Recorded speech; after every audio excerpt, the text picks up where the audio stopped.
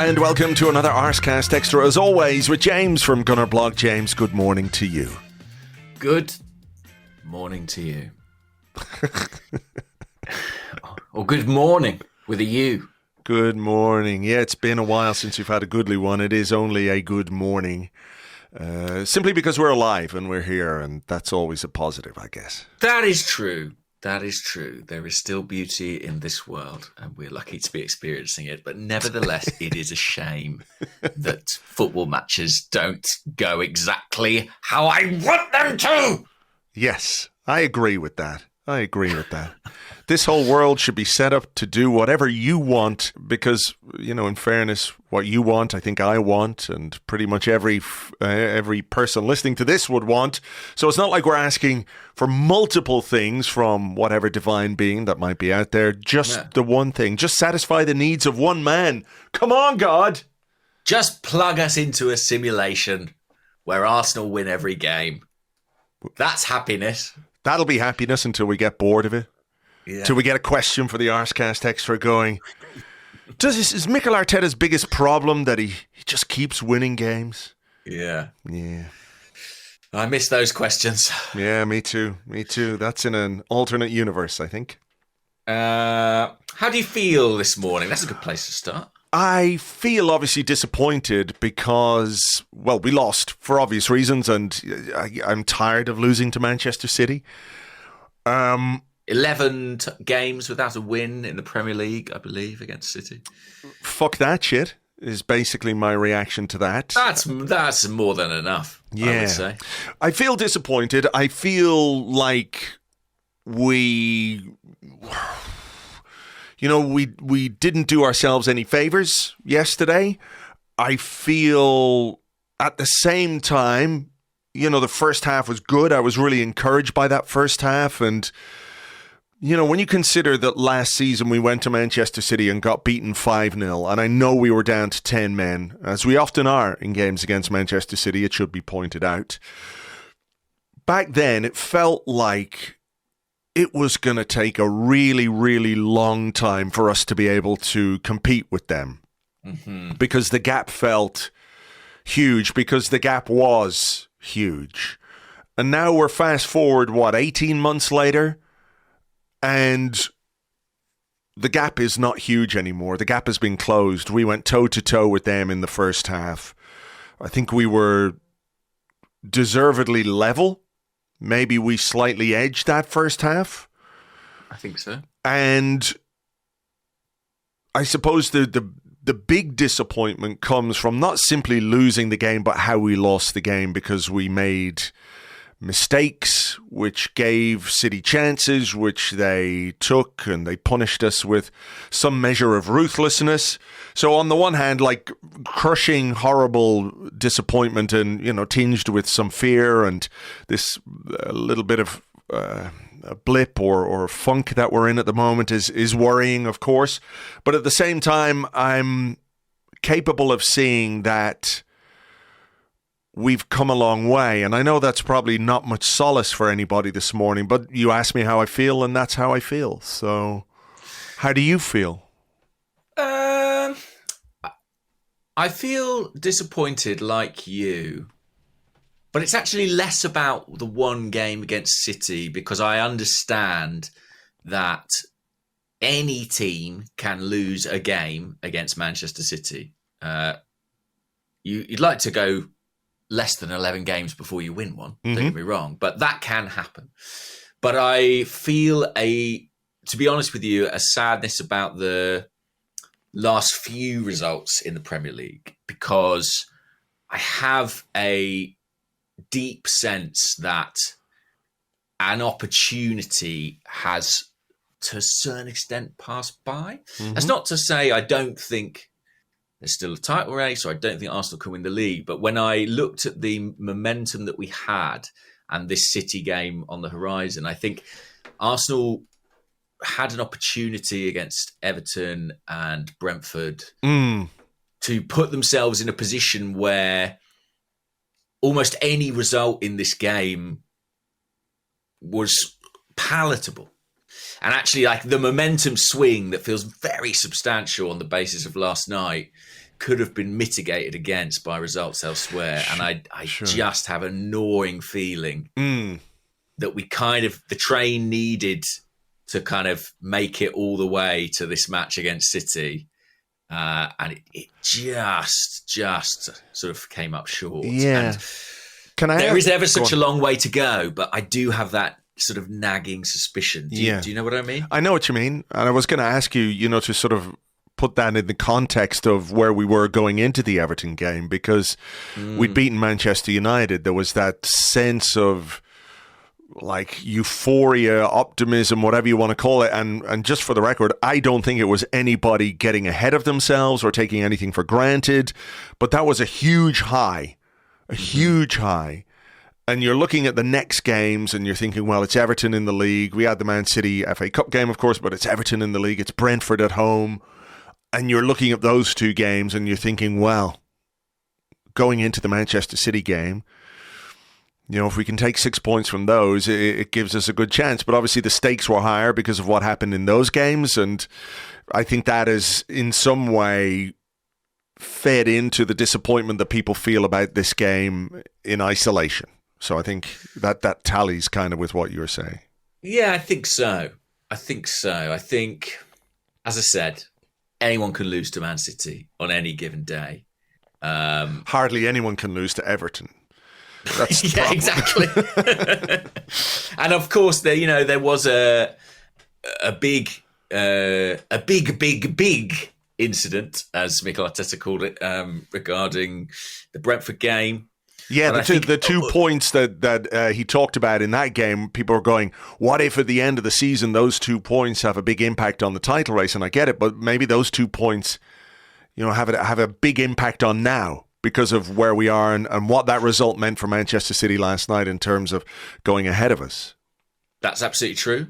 By the same token, I think privately Mikel Arteta would concede that his team didn't reach the levels they have for much of the season against Brentford. And in some respects, the officiating, I think he quite deliberately kind of, while it was certainly a huge factor and worth talking about, I think there was also some of that kind of managerial deflection happening there.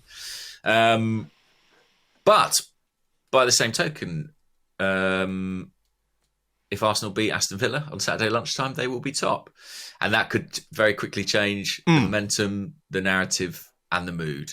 And there is a long way to go. So my sort of gnawing fear that a brilliant chance to sort of, over the last few weeks, deliver potentially a kind of, if not a knockout blow, then certainly a knockdown blow to Man City has been missed. The reality is there are still a lot of games to go, and everything remains on the table. Sure. Okay. Well, look, let's discuss this one because, was billed as the biggest game of the season, our latest biggest game of the season, because we've had a few of those along the way, and we've done pretty well in most of those games. Manchester City, of course, are the flag bearer, the standard bearer, I suppose, at Premier League level because of how successful they've been. And this is how you really test yourself. And this is maybe how people will view your title credentials, rightly or wrongly, when you come up against the reigning champions. People will use that as a kind of a marker. So I think that was in the auspices before this game. There was an injury blow. Yes. With Thomas Partey, and maybe we'll have a question about him and that in part 2. So we'll save that discussion. But obviously that's a blow going into this game, and the fact that the news came out before the game, a good few hours before the game, I think maybe it was a little bit unsettling for people's nerves, which I understand. And then there was one change to the team in Takahiro Tomiyasu replacing Ben White. So what did you make of the starting lineup in the light of those things? There's not a huge amount, as we talked about the other day, that Mikel Arteta can realistically do for a game against Manchester City anyway. Was there anything else you would have liked to have seen, or were you comfortable enough with that one based on our conversation on Monday, wasn't it, about the players who have got us to this point maybe getting the chance to play in this game. Yeah, I think in that respect, actually, I was a little bit surprised about Tomiyasu. Not concerned about Tomiyasu, but I just thought maybe with Partey being out and with that being quite late news and quite unexpected news, I thought Arteta might kind of keep as much continuity as possible elsewhere. But they're so close, I think, in terms of ability and style, that I thought it was a reasonable change. I think Ben White's been a little bit off his game. Tomiyasu was brought in, albeit to play at left back for the Liverpool match, and did well. So there's a bit of precedent for using him, in these big games. He referenced that afterwards as well, didn't he? When he was asked about what was the thinking about Tomiyasu, and he said, well, the same thinking as when he started here in the win against Liverpool, albeit in not his natural position. No, and that was quite a specific role. Maybe he had something very specific in mind for this game.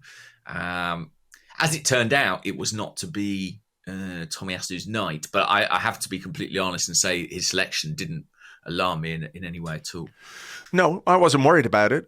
Maybe there's a sense that one or two players in this team are a little bit, if not tired, but maybe a bit leggy. So, changing things up isn't the worst thing in the world. And I certainly didn't have any concerns about Tomiyasu playing on the left or on the right-hand side, sorry.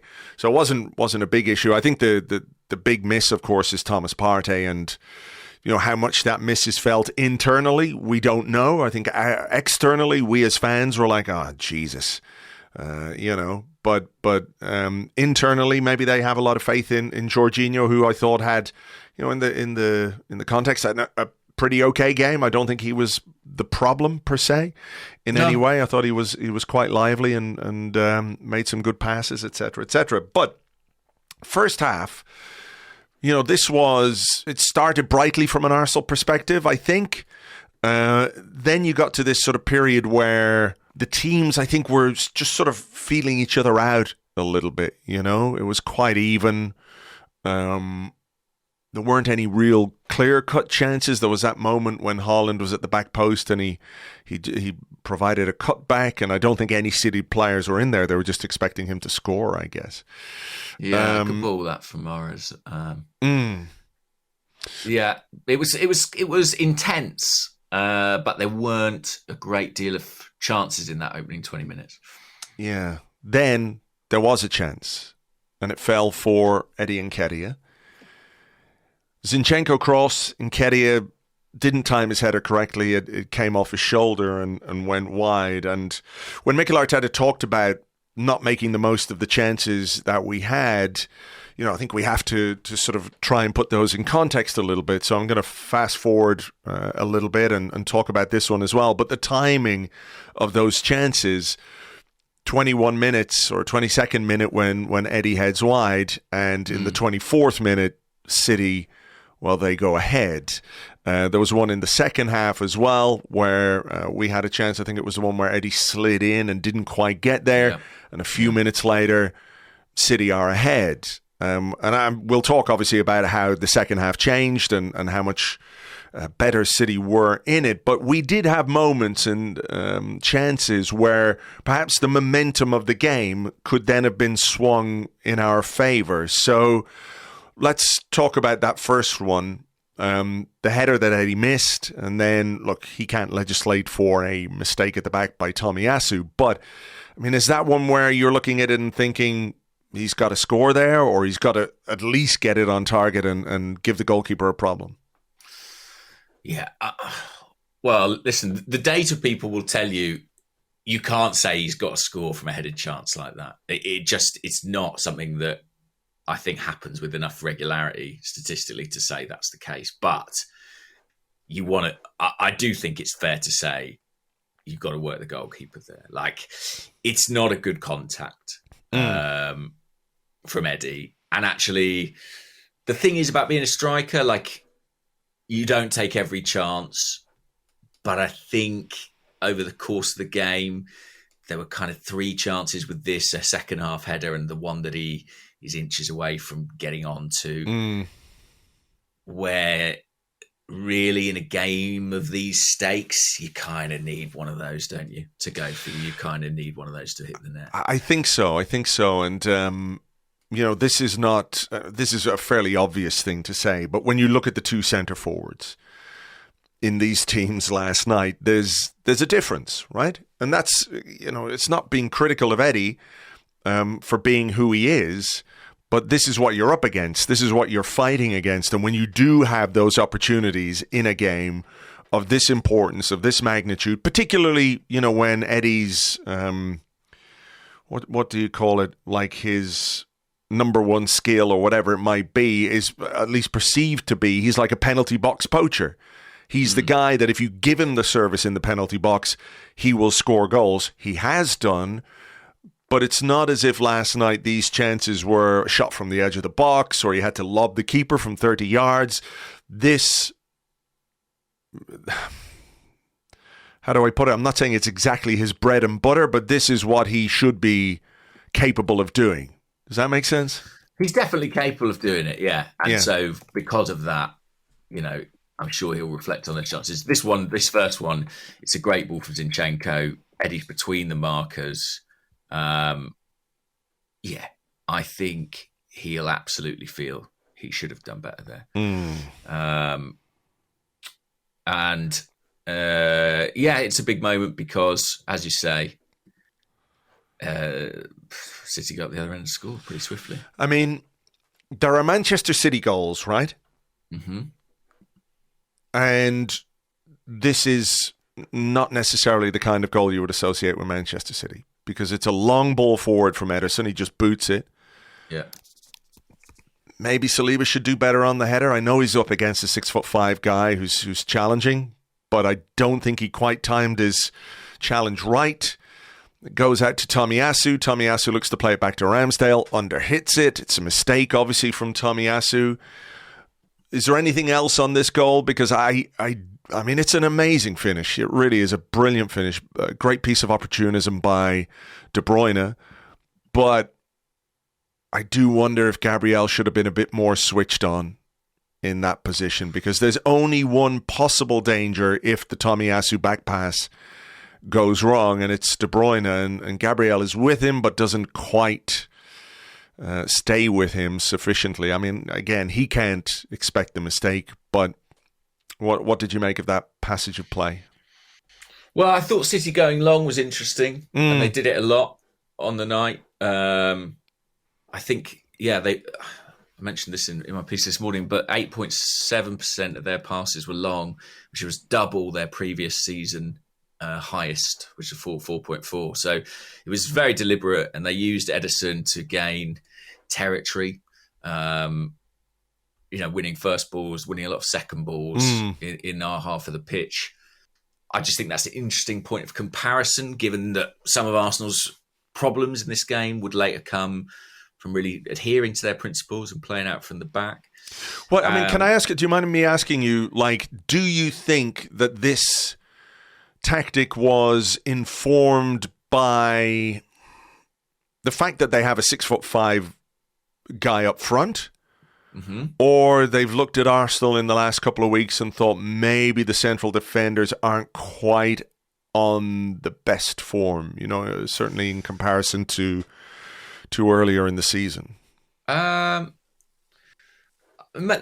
be both of those things. I think it was as much about just sort of avoiding Arsenal's press from the front with, Martinelli and Nketiah and Saka, Odegaard, and getting City up the pitch quickly. And Haaland does give them that outlet. And I think they basically back Haaland almost against any centre-half in the Premier League to win a physical duel. And watching him in the flesh last night, you can kind of understand why. I agree with you. I think Saliba could have done better. I meant to say this at the weekend because obviously we played Brentford and Saliba had a difficult time in the air. But I was chatting to someone in the week before that who works with him at St Etienne. And I was saying, what have you made of his development at Arsenal? And they were like, yeah, he's come on leaps and bounds. He's, looks like a really mature player, very intelligent on the ball. And they said the one thing he still needs to improve is aerially. And we've talked about that before, haven't we? Yeah. And it was always the flaw in his game. Even when he was a kid, like he could do it all, but aerially he wasn't the best in terms of timing and technique. And I think this season he's generally been pretty good, but I just think maybe last couple of games has been a little bit of an indication that is still an area to be improved upon. Yeah. Listen, Haaland and Tony are hard work. Yeah, no. I get it. But I don't think it's unreasonable, to be to analyze a player and say there are things that he can do better. Absolutely. Particularly if you're like a 21-year-old central defender, you are far from the finished article. Like, he's brilliant. He's been absolutely fantastic for us this season. But if there's room for improvement, nothing wrong with saying that. And obviously, it's something that he can work on himself. Like, 21 in the life of a centre half is still really, really young, and you can get a lot better. Particularly as you learn to read the game and you get more experienced and all that kind of stuff. So. But I mean, I see your point watching it back now about De Bruyne is kind of allowed to run through untracked. But I can kind of forgive the Arsenal players for thinking this is a relatively straightforward pass by Tommy. Sure, no, I get it. Even on his wrong foot, like he's very good on his wrong foot generally. Yeah. And what he needs to do really is just lay it into the channel onto Ramsdale's right foot, and instead. Yeah. He just gets it horribly, horribly wrong. And there's almost no time. Ramsdale can't even come out and close the angle. I mean, it's straight into De Bruyne's path. And you're right. The execution of the finish is brilliant. So, look, I thought Arsenal responded well. I thought we responded well. There's a great response in the ground as well. I know we talked about that a lot this season, and I think it is easy to dismiss it, but it seemed to really translate to the performance as well. I thought Arsenal really, really immediately showed more intent. They were, Tomiyasu had a chance after about 5 minutes on the volley. There was a moment just after that where Saka had the ball in the box but didn't quite do one thing or the other, didn't sort of get his shot away. It was a good response from Arsenal. It was. And then before the break, we got a penalty. Can I ask, in the ground, what were you thinking was going on there? Because watching on TV, I was like, I mean, I know what the gesture is from a referee when he's pointing for a penalty, but I was like, what exactly is happening here? Because I thought, in all honesty, maybe it had been handballed on the line. That's what I thought as well. I was going, he must have seen a handball. And then they showed a replay and, well, there was no handball. It was cleared off the line. The ball didn't go over the line. And then they showed the collision between Ederson and Nketiah. And it's one of those where I looked at it at first and went, whew, I mean, that's a bit generous, I guess. But the thing is, the more you look at it, the more it's a penalty, for me anyway, in that the goalkeeper comes out, he basically jumps, he's off the ground, he takes out Nketiah, who's got the shot away, and I think if that happens with any other player, other than the goalkeeper, that's given as a foul, and it's given as a penalty. But goalkeepers, I guess, have this thing where they are allowed challenge for the ball, and if their momentum takes them into the striker or whoever's playing up front or whoever it might be, usually they get the benefit of the doubt in that situation.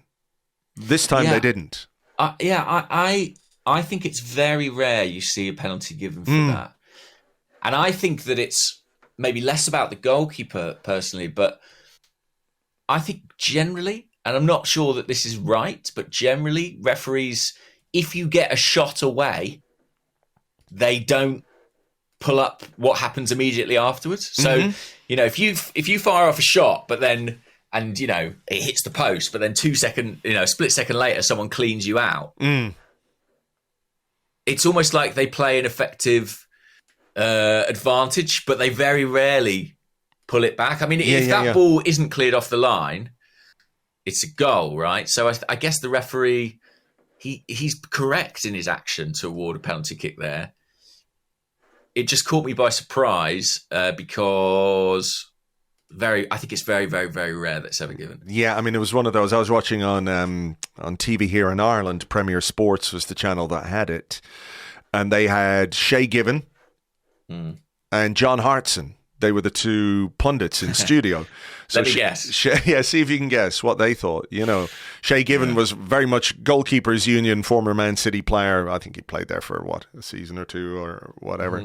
But he was like, no, there's no way that's a penalty. And Hartson was like, well, it's a penalty. He's taking him out. I mean, the more you look at it, the more it's a penalty. So, look, it is, to my mind, a penalty. I did see some questions, people asking, like, should it have been a second yellow card for Ederson? Potentially. Potentially, I think, though, given the rarity, it's not that I would not have liked to have seen it, but it's one of those, again, I'm sort of applying my what if this was up the other end outlook on this, right? That the award of the penalty in those situations is so rare that to then send really a goalkeeper off, it would be like if Ramsdale had been booked and then got sent off for that, I'd be absolutely fuming. One of the earliest bookies for time wasting, you'll see. Yeah, I mean, and this is this goes back to what you were saying about the atmosphere and the crowd, because I think the crowd played a huge part in that. The crowd were having none of it from the start, because we saw it all last week with the Brentford game with David Raya. So the crowd were very, very much on top of this. I mean, there were a couple of ridiculous things. I don't want to talk about referees too much in this episode because, I don't think it was referees that cost us the game. But Tomiyasu getting booked for, in inverted commas, time wasting when previously the referee pulled Gundogan over to have a word with him, didn't he? And said, look, if your goalkeeper keeps this up, he's getting a yellow card. So you talk to him. Tomiyasu didn't get that. Bernardo Silva, I thought, was very lucky not to go in the book earlier than he did. There was, so I don't want to talk too much about referees, and I don't know why we're actually on it, but I think it was the penalty thing. The penalty, yeah. And yeah, I wasn't calling for a red card there. I was sort of pleased enough to see the penalty awarded because, like I say, I didn't expect it.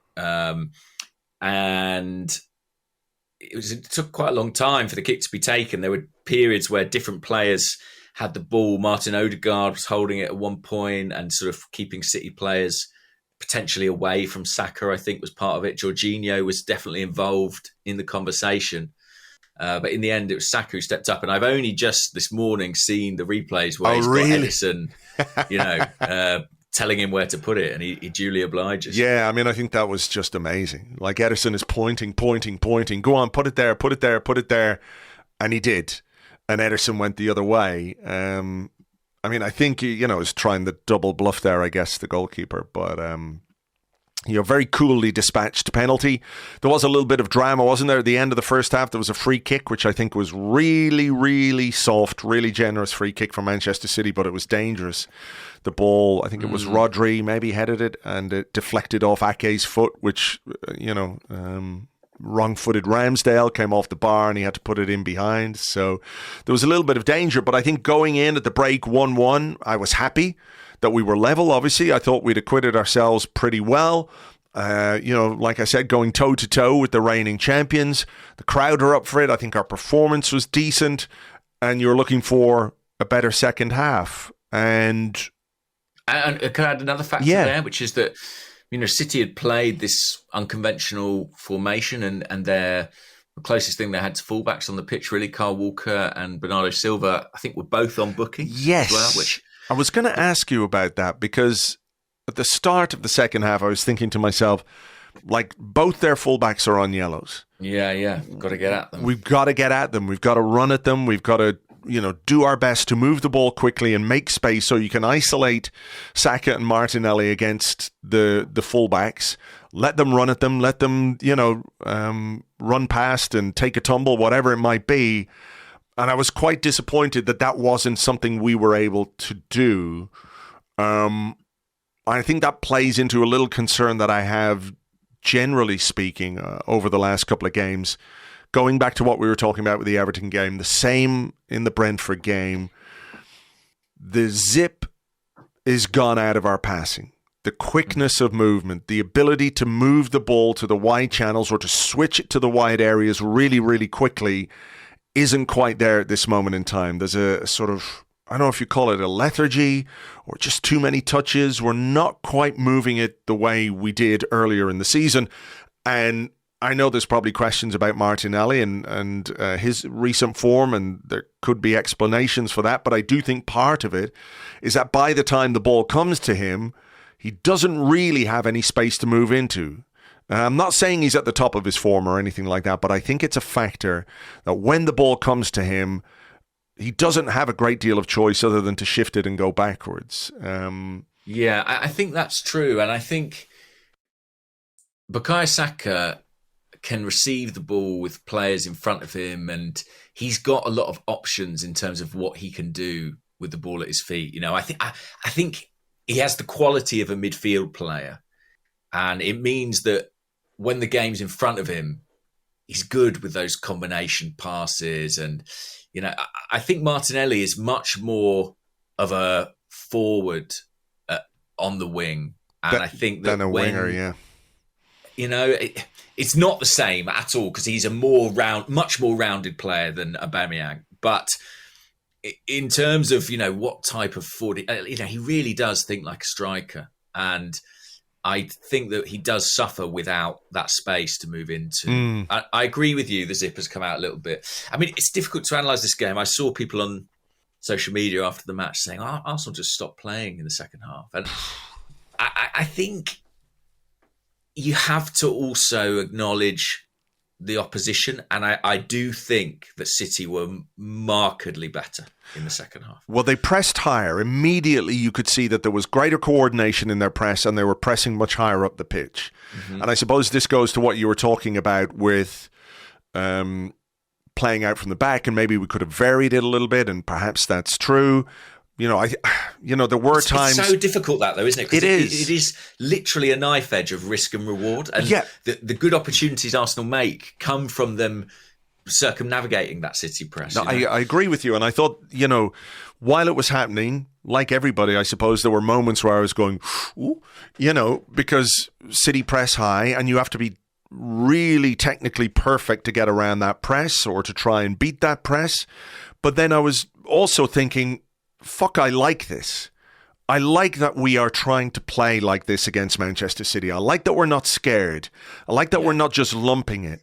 I like that these principles that the manager is trying to embed into the team are there. And it doesn't matter if you're Manchester City or whoever, we will try and play that way. And I'm not saying there isn't a case for greater variety. I'm just telling you what I was thinking at the time is like, this team is trying to do certain things that if they come off could potentially bring you, like you say, a great reward. There is an element of risk, but so too is there risk with just sort of lumping the ball up the field. And what happens then is you end up in a situation where it becomes impossible to play. Like if you launch 3, 4, 5 balls, you know, and you just hoof it, get rid of it, as a team you drop. You drop backwards, you become more compact, you sort of lose the offside space, and the pressure mounts on you, and it's on top of you all the time.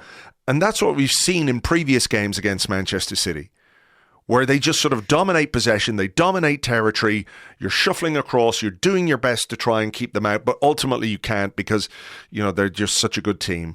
So while that was happening, I was like, okay, I get the sense of nervousness, but I kind of admire the dedication to playing in that way.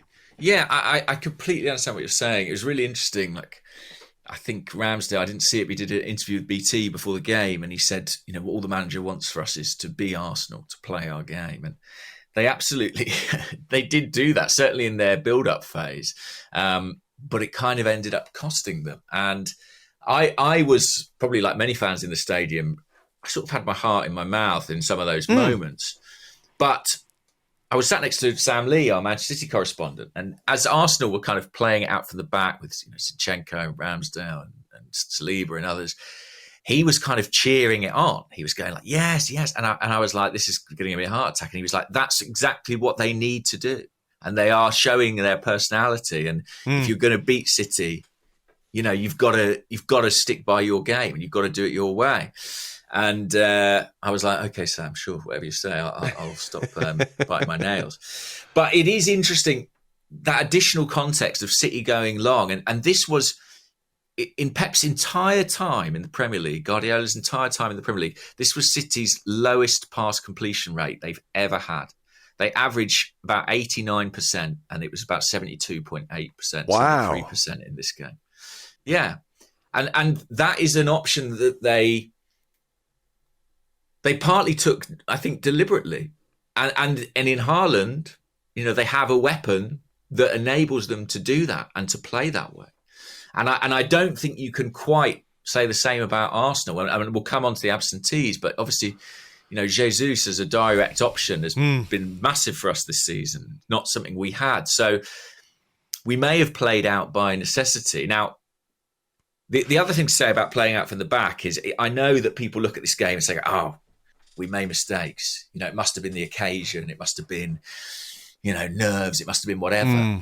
What I would say is the way we play out from the back, the degree of risk we take, I think we make mistakes in every game. But I don't think other teams punish you as ruthlessly as Manchester City do. And you cannot afford mistakes like that against them. I think that's true. I think that's true. We say every week Zinchenko gets caught for one, per game. But most teams who get the ball 40 yards from your goal don't play the perfect three passes that lets them in to score. City do. And, that was what was tough, about yesterday. And the other thing to say about maybe playing long or having that bit of variety is that, I thought some of, despite the fact he missed chances and wasn't as good in the box as you would like, I thought Eddie did quite well in terms of his hold-up play, but we don't have a 6'5" guy up front where the goalkeeper can launch it towards him and he can just batter two central defenders. He can just pick which one he goes to. And actually, I think it was interesting that Haaland wasn't getting a great deal of change out of Saliba, and immediately, he switched to Gabriel. I think he picked on the emotional one. Yeah, I think he did, and I think we didn't mention, of course, haven't talked about yet the potential penalty. I was just going to come to that. But I think that, that's a consequence of Haaland deciding, okay, I'm not getting what I need off Saliba, or Saliba is dealing with me well enough. I'll go over the other side. And look, Gabriel is, I think, for the most part, really consistent, but he can have these games. He can have some games where maybe you might say the occasion is something that gets to him. Yeah, he is emotional in a way that Saliba isn't. And Haaland wants a scrap. Like, you saw that against Rob Holding. That's what he wants. He wants arms on shirts. He wants a body-to-body tussle. Wants a guy he can elbow in the side of the head and get away with it. Yeah. He wants contact because he backs himself in it. And I think, we talked about Saliba in the air, and I think he's got, room to improve there. But I thought, by and large, he had a pretty good game. And I thought Haaland got less out of him. I think Gabriel got drawn into the duel. And it's hard. Listen, it's hard. He's world-class. Yeah. World-class. But I do think, and I don't know the answer, by the way, surprise, surprise, but I do think that conversation about principles of play is a fascinating one because, when it went wrong for us at the end of last season, you think maybe of the game at St James's Park, Granit Xhaka coming out afterwards saying, we didn't stick to the plan. There was a sense that we had slightly abandoned our build-up and looked to go long. In this game, we really stuck to it. Was it the right decision? Did we have another option? Don't know, but I do think it's a sort of interesting discussion point on a night where City broke their own mould a little bit. Yeah. Let's just fly through the incidents, I guess. The penalty that was awarded and then rescinded for offside. Somebody remembered to draw the lines. It's amazing. Amazing. Incredible. What a breakthrough for I think Howard Webb's there PGMOL. holding their hand while they did it. Yeah. The minute that happened, Howard Webb's on the phone going, draw the fucking lines! Draw those lines! Yeah, I think so. But I mean, what did you make of the award of the penalty based on the incident itself? Because it's another one of those where I think it's 6 of one, half a dozen of the other, but the attacker always seems to get the benefit of the doubt because the perception is, well, the defender's got to be stronger there. He's got to prevent this situation from developing. But, you know, I really do think it could have gone either way. It just looks much clumsier from a central defender's point of view. And like I said, I don't think Gabriel had a great game by any stretch of the imagination. But, you know, I had some sympathy for him in that sense because, I mean, it's a nightmare to play against a guy that size who's basically hanging off you in as much as you're hanging off him. And then he gets into the box and throws himself over. Looks like a penalty, smells like a penalty, walks like a penalty. So it's a duck, whatever way you want to say it. But, you know. And it comes just from another, to be honest, like lifted ball into a channel, you know. Kyle Walker just knocks it down the line. I think Haaland's going to get a lot of these 50-50s because of the perception of him, because there is this sense of he's this physical, unstoppable monster. And so if he's been brought down, it's probably a foul. You know, I do think that plays into it a little bit because I agree. It's pretty much 50-50. There's an argument it starts outside the box. For sure, yeah. Haaland's definitely looking for it. I must say, though, in the moment, my analysis was only really about it being offside. And I was like very happy that, you know, the early replay showed. Yeah.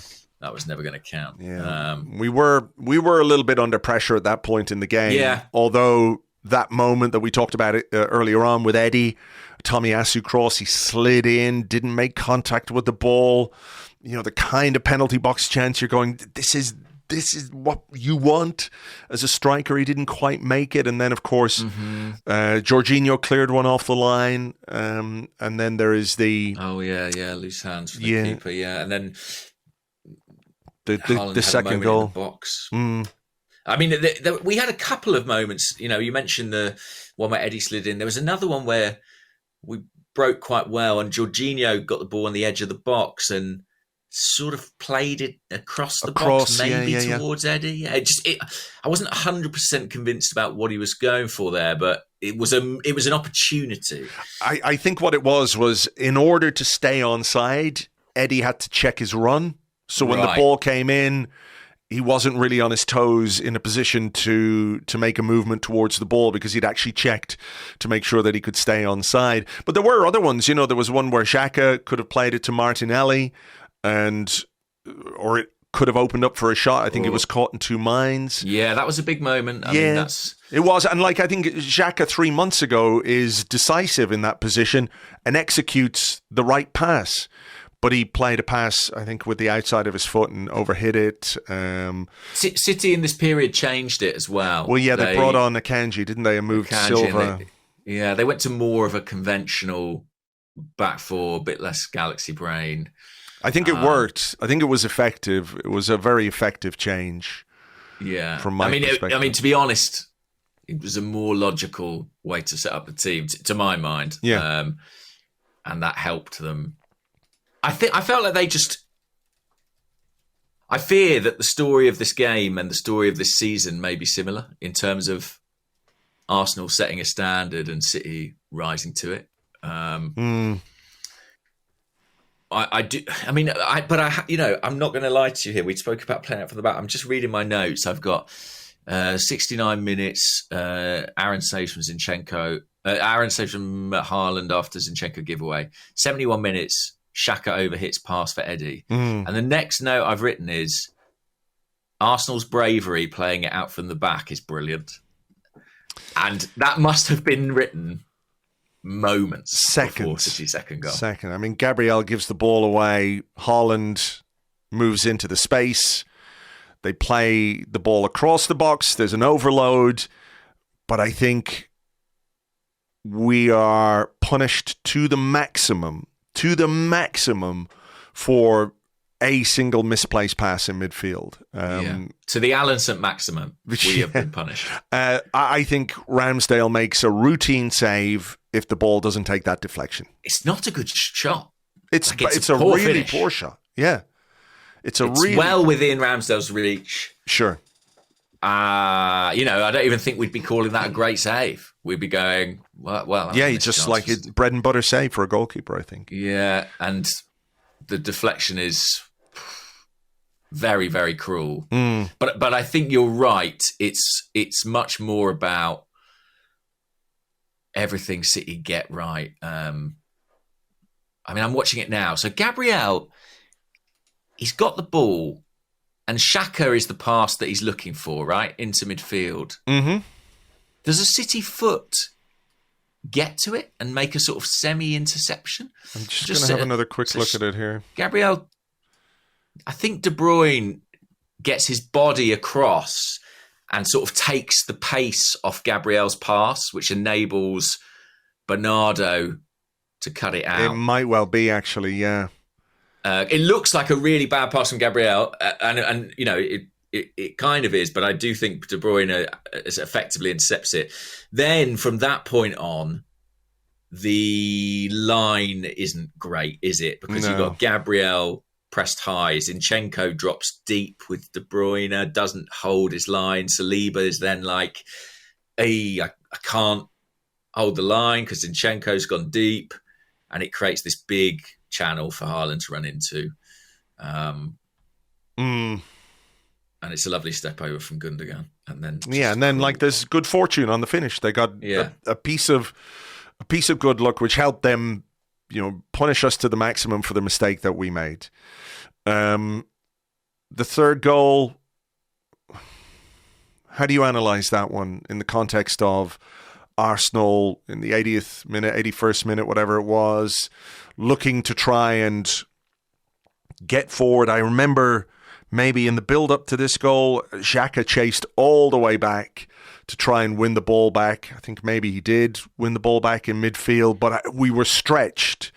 And I wrote about this on the blog today, where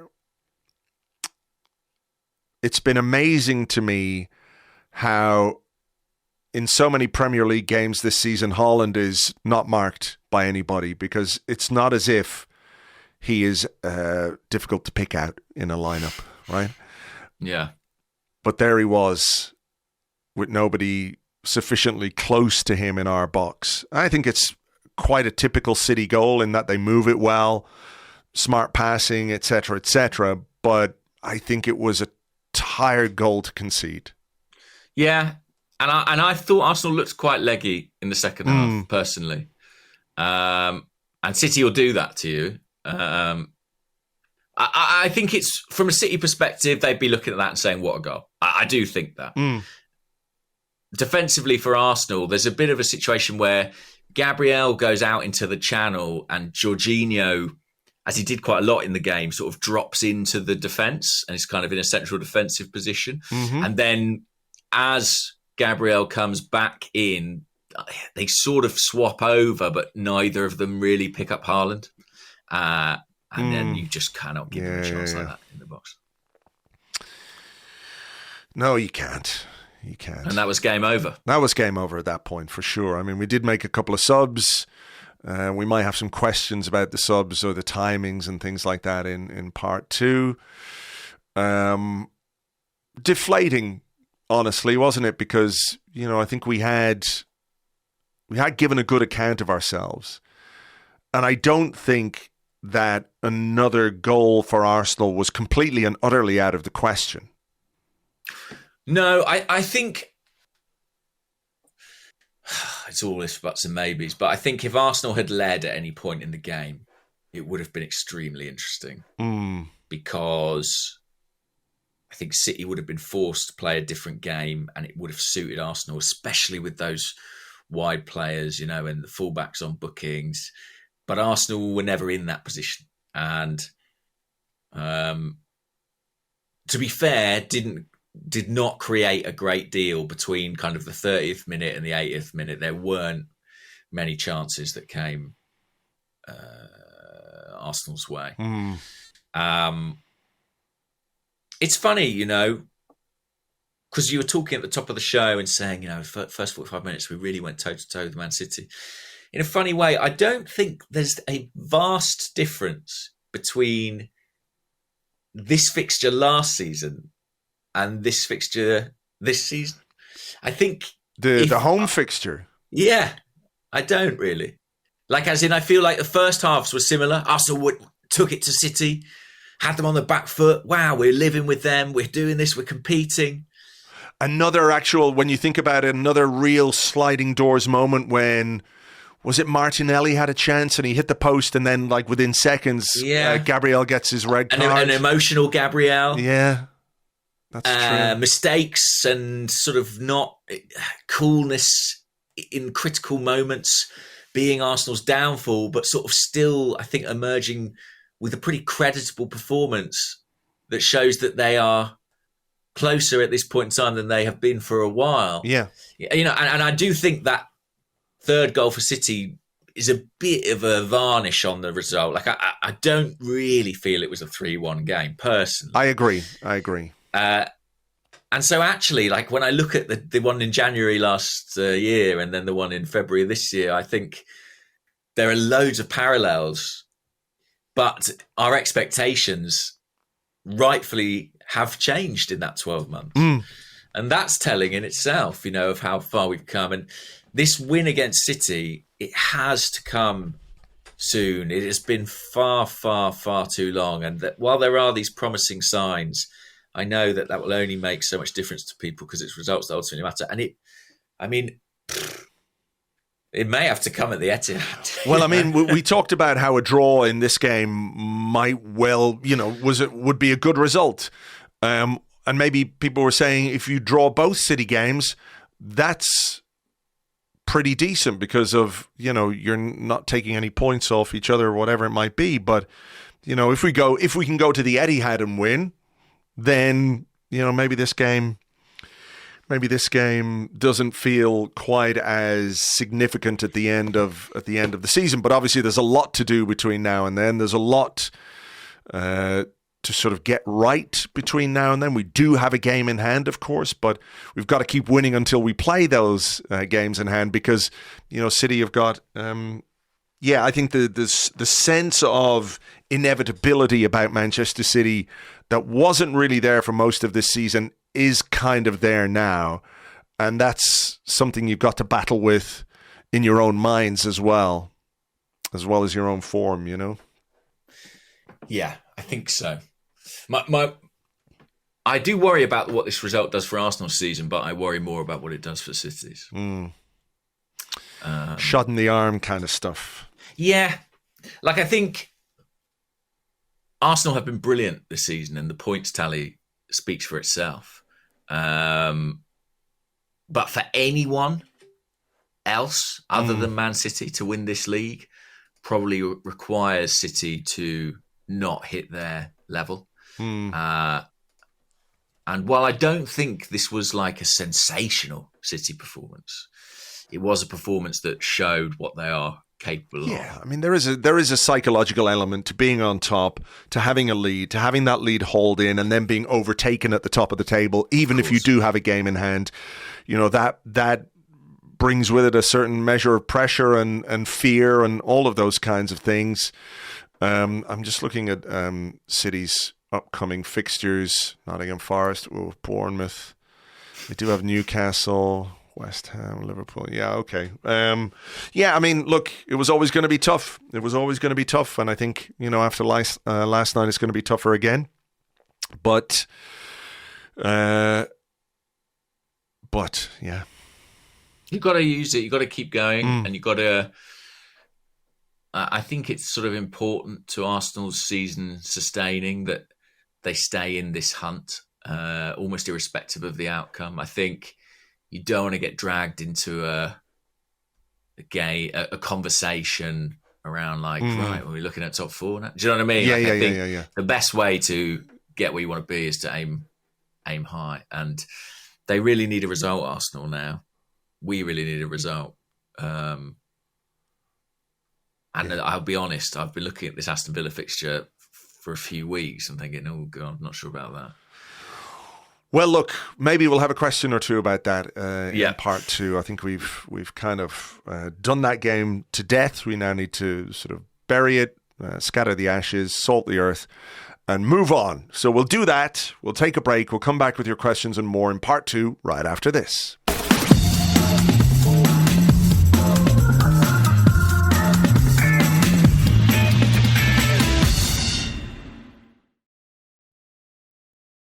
Welcome back to the Arsecast Extra. This is part two, where we answer questions that you sent to us on Twitter at Gunnerblog and at Arseblog.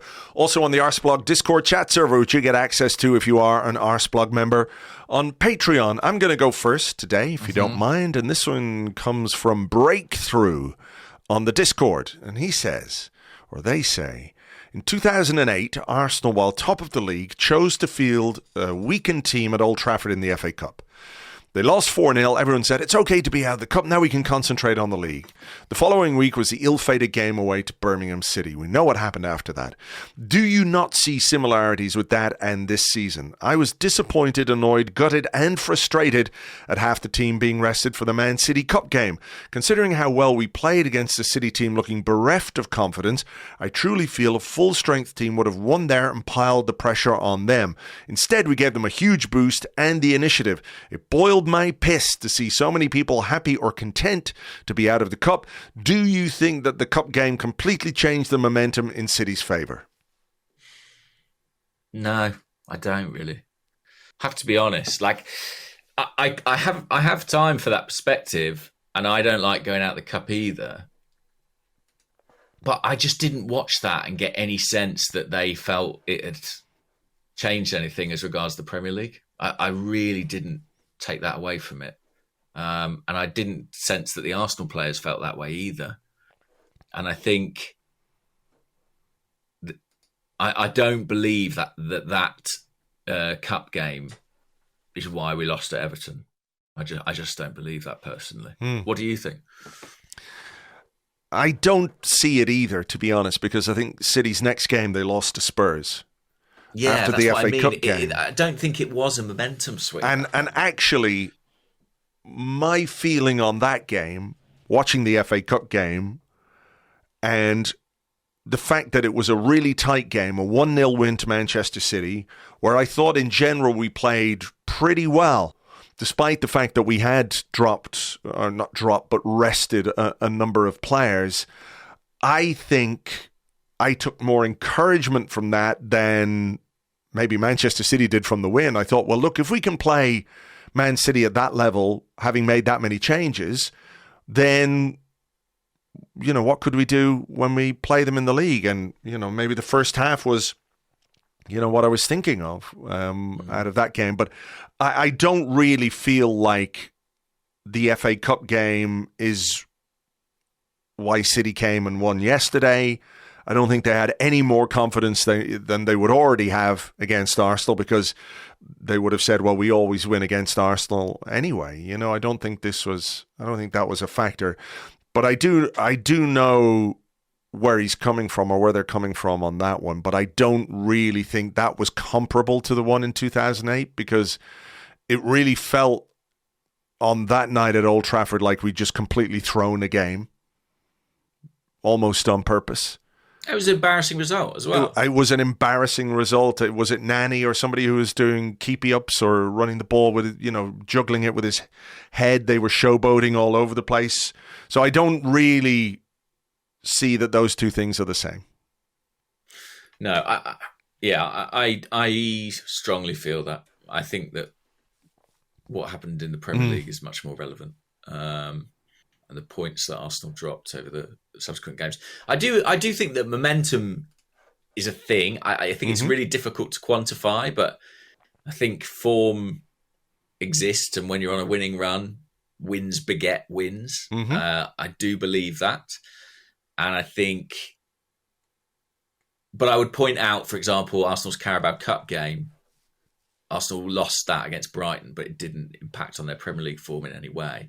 I think the team have shown a sort of capability to compartmentalise the cups. I understand it's different against City, but I just don't think that's what's happened here. Maybe I'm wrong, but that's my perspective. Let's have a look at something else. This is a cheerful perspective. Mary had little Ramsdale on the Discord says, "Hey up, gents. As disappointing as last night was, could it benefit Arsenal to have everyone writing them off? The pressure of expectation is removed." I mean, I've seen that posited. I think I had another question here. Let's see if I can find it. I don't know if I can, actually.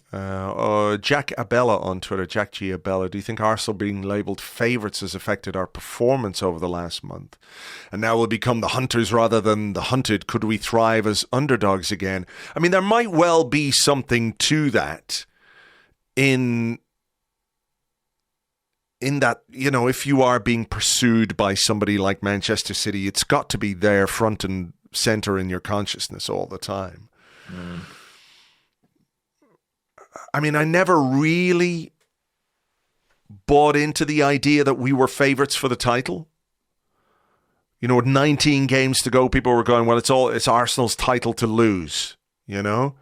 Yeah, we certainly weren't saying that. No, there's 19 games to go. I think what we were saying was we have a chance. We have a chance. We've put ourselves in a brilliant position, but there is a long way to go. I think that's what most people were saying. I think Arsenal being elevated to favourites by some people and maybe other fans or whatever is kind of a self-defense mechanism, because then if things take a bit of a wobble, they can have a good laugh at it, you know? Not that I give a fuck what any rival fans think of us or where we are or what we do, but I think that might have been part of it. It will be interesting to see if the dynamic changes, because if you're the pace setter and then you fall behind, it does feel like it's going to be a little more difficult to get yourself going again. Mm-hmm.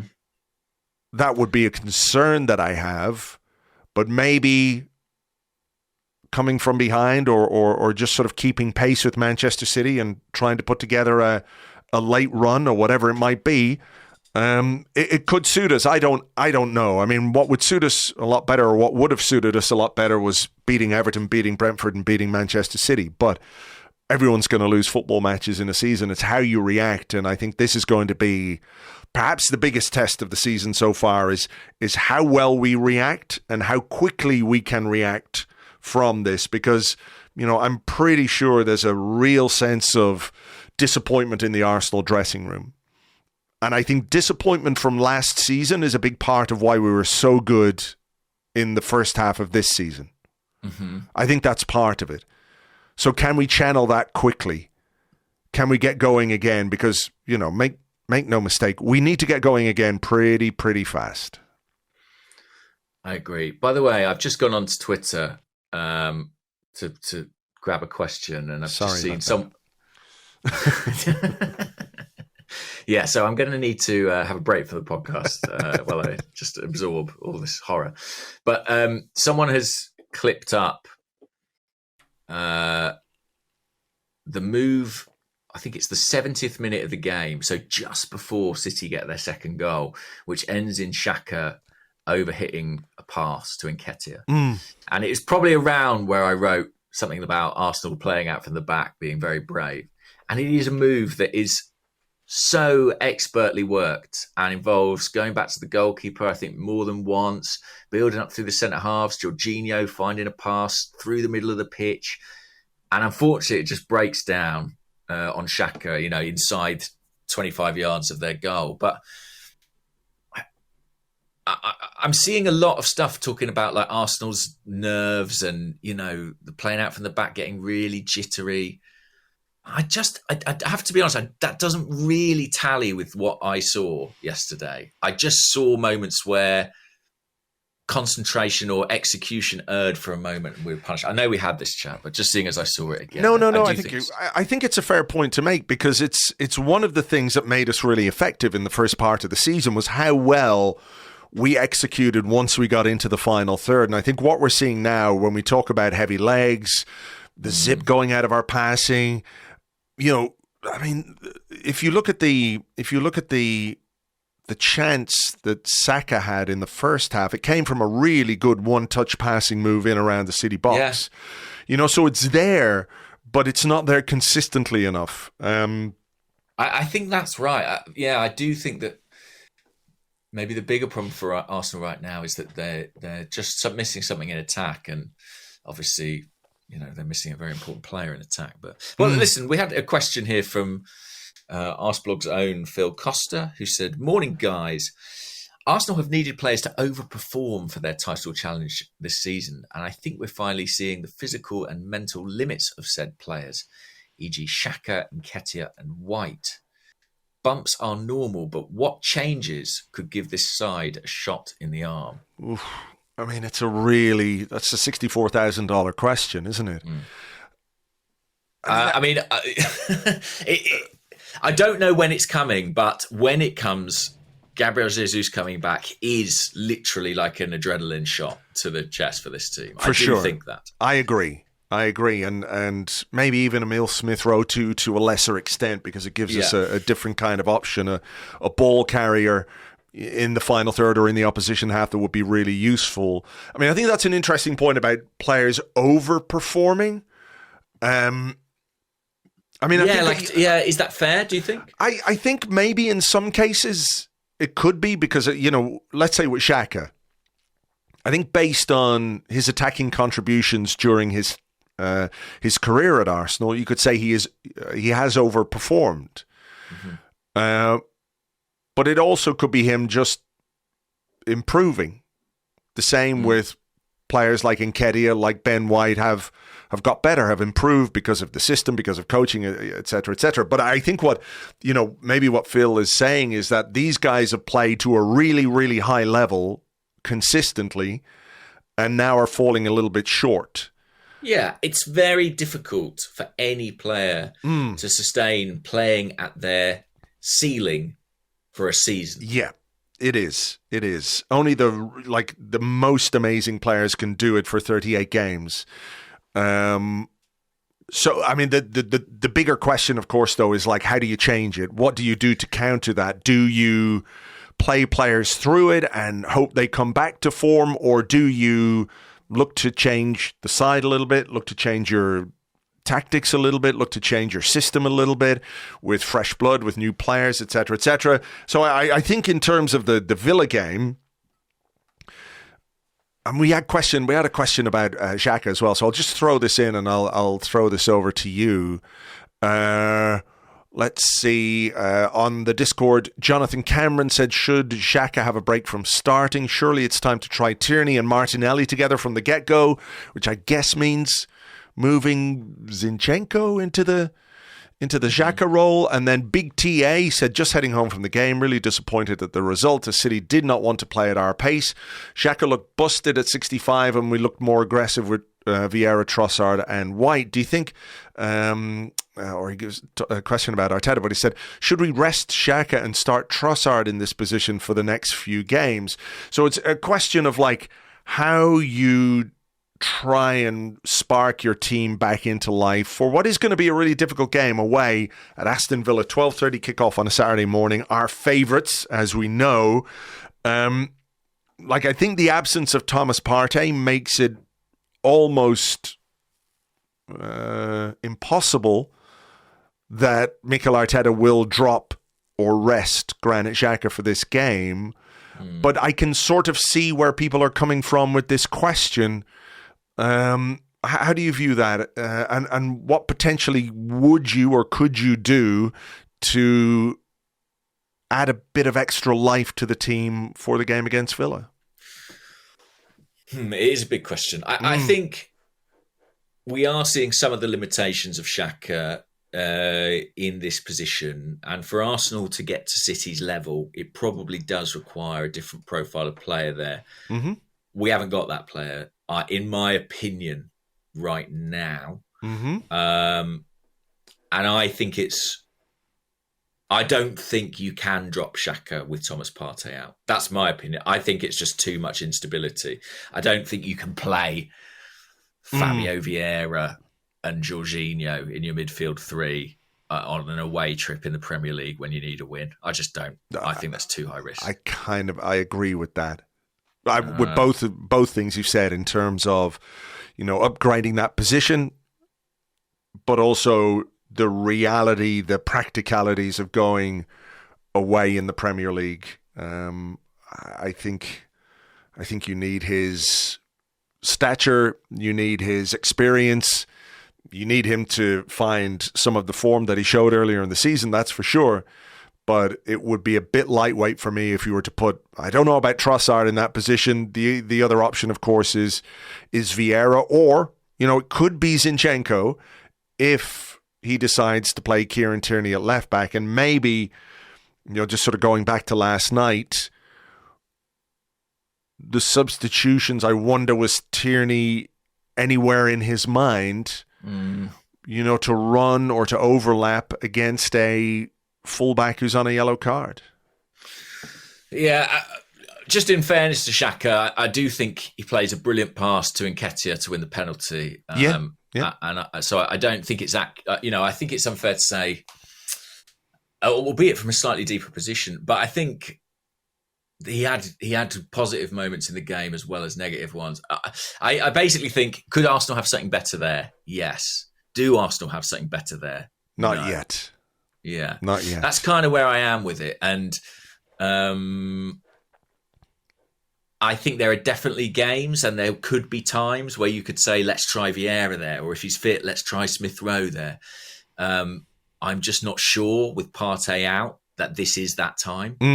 Or try Zinchenko there. I mean, Zinchenko, I know you felt he was not at his best against Brentford, and I think defensively, when you look at the second and third City goals in this game, I don't think he does brilliantly. I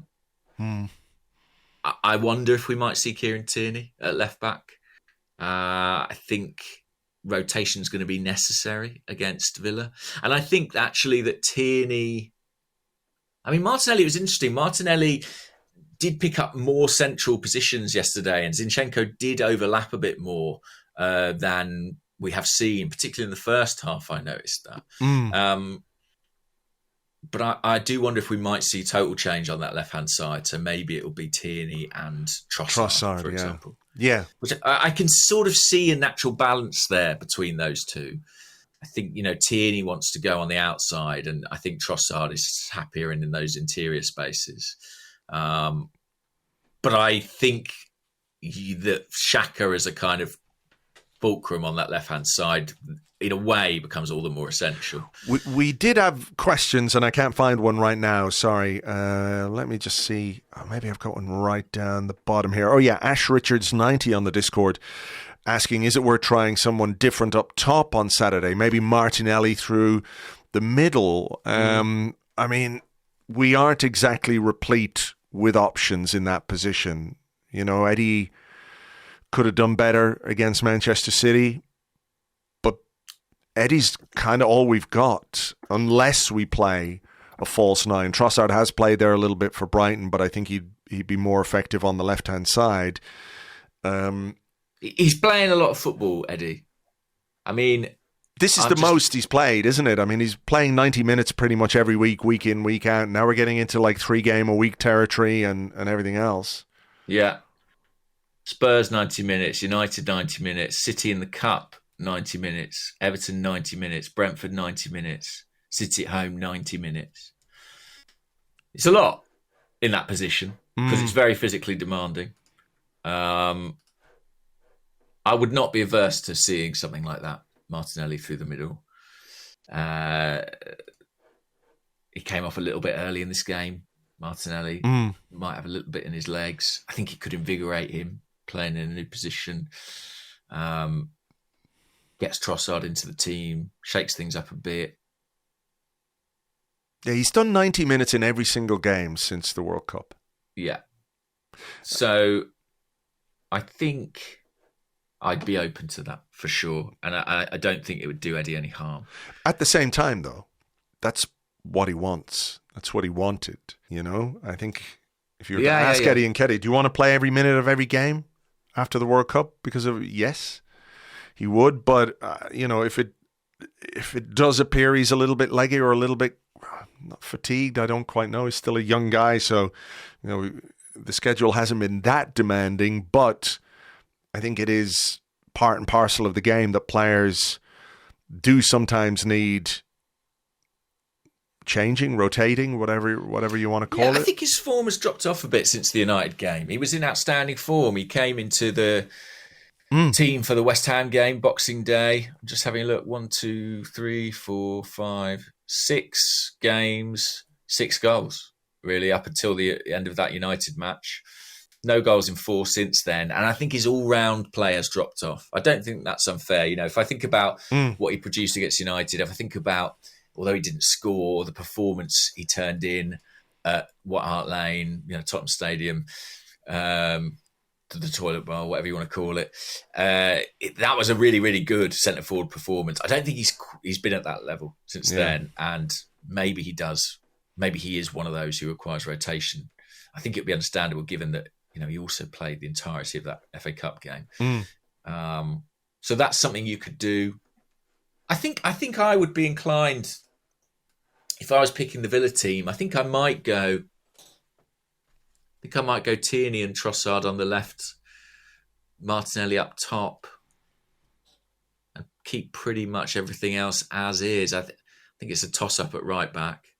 I think it'll be Ben White. Yeah, I suspect so. Unless he does the thing he does sometimes when a player makes a mistake, he gives them the next game. Yeah. You could play Zinchenko instead of Xhaka, maybe. But I'm not sure if I would. I don't think Arteta will do all that, to be honest. I think it'll probably be Eddie. But if it was me, I might freshen it up a bit. I mean, Villa are all right, but if Arsenal can get going, they should have enough. And I do think we shouldn't lose sight of the fact that if we win at Saturday lunchtime, we will be top again. Maybe until only 5 p.m. But I think even that is a bit of a shot in the arm. Yeah, for sure. You got to stop this little funk we're in. You got to get on top of it quickly. I mean, we'll actually be top with a draw, but yeah. Yeah. But you want the points. We need a win. We need a win. Is it my turn? I think it could be. Or is it your turn? I don't know. Let me have a look. Oh, we had questions about Thomas Partey. Yeah.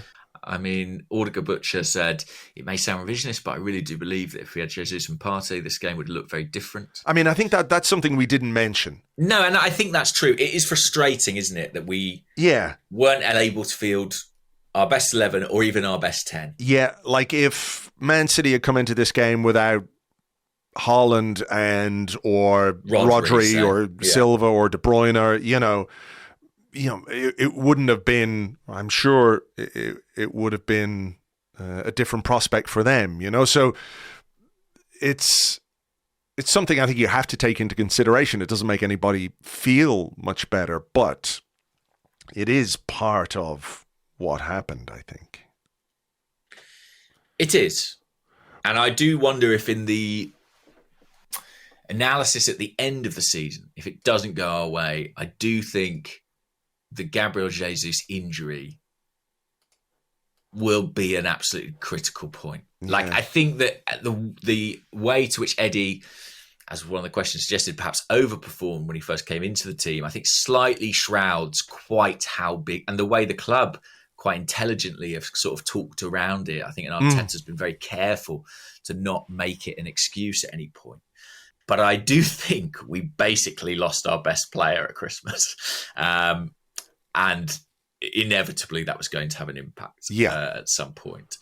And I think in terms of Partey... I have a question here. I've got a question. Let me fire the question at you. It comes from Danny Banny.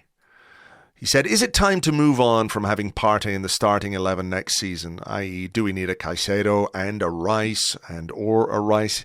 He's so unreliable. Not a chance he can play 3 games a week next season.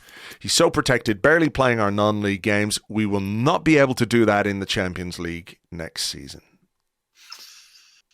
It is difficult because he's a very unique player.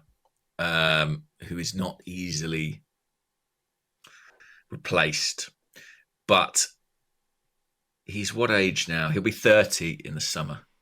Still under contract for a couple more years. I do think Arsenal, they know. They tried to buy Caicedo for 70 million quid or whatever it was. They know this needs addressing in a long-term way. And Jorginho is not the long-term answer there. So, yeah, I absolutely agree that Arsenal need to have a player who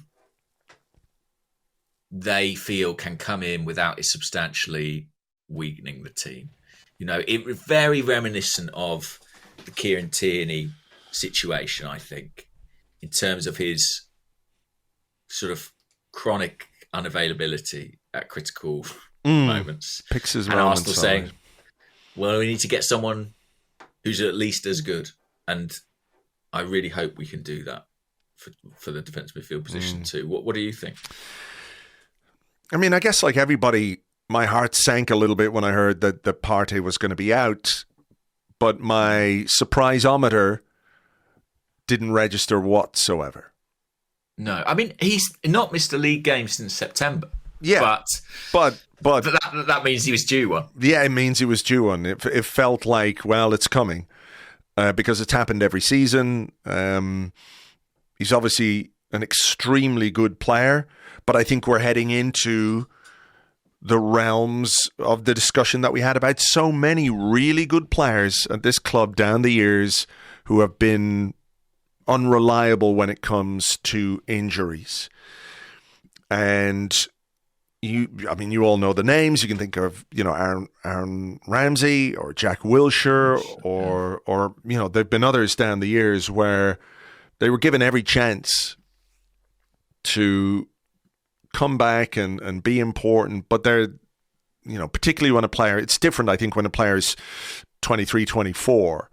When a player is heading into his 30s and every season there's a point where he's gone, and it's often at a really, really important part of the season, then you have to think, we need somebody else. Mm-hmm. We need somebody else for that first team spot.